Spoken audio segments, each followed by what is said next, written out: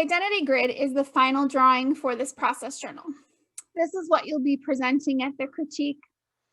In this tutorial, I'm going to show you how to set up your grid and get started, along with some student examples for inspiration. So let's get started.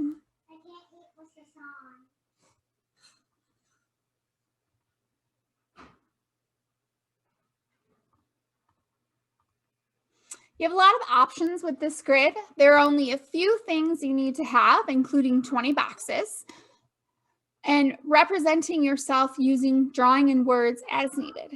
The one thing I will say is don't use all words. You need to have some drawings or designs in there as well.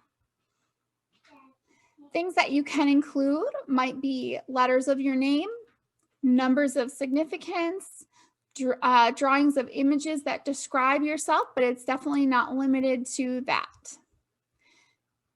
Here's an example of my identity grid.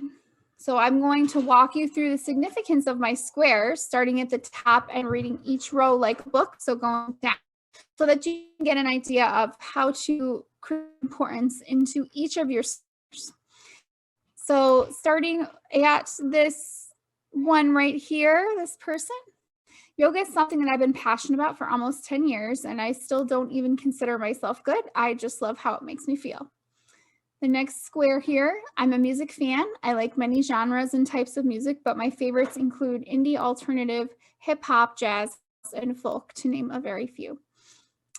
This next square here, I was afraid of the dark growing up, and it's something that I've tried to get better at as an adult. I love gardening. Last summer was actually my very first time, and it was very successful.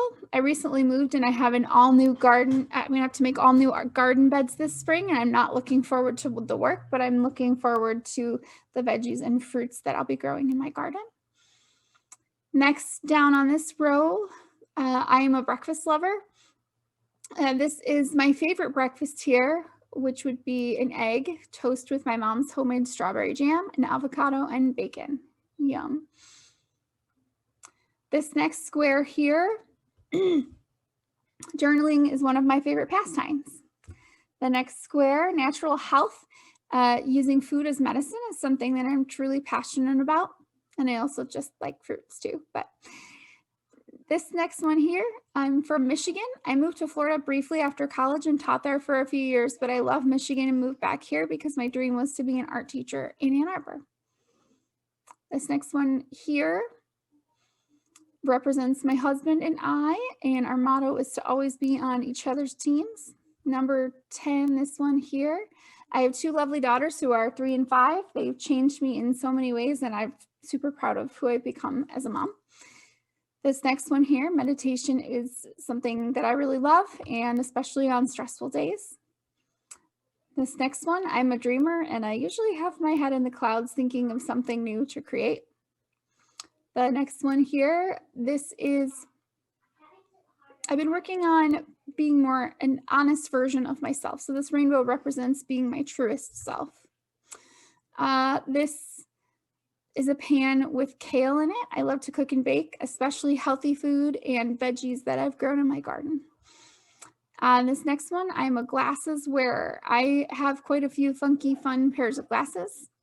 This next one here, the journey that I'm on has taught me many lessons, but the road is a visual representation of how much further I still have to go, but also thinking about where I've been. And then the bottom row, this heart here represents sharing love to as many people as I can, and that I think teaching is my calling. The next one here, just simply, I am an artist. This one here, I've had my nose pierced for 17 years and I never planned to take it out. And this last one here, my caption for this one is, would an idiot do that? Which is what's written in the box there. Dwight Schrute asks as he's taking a bite of his beets. I am a huge Office fan. So those are my 20 squares there.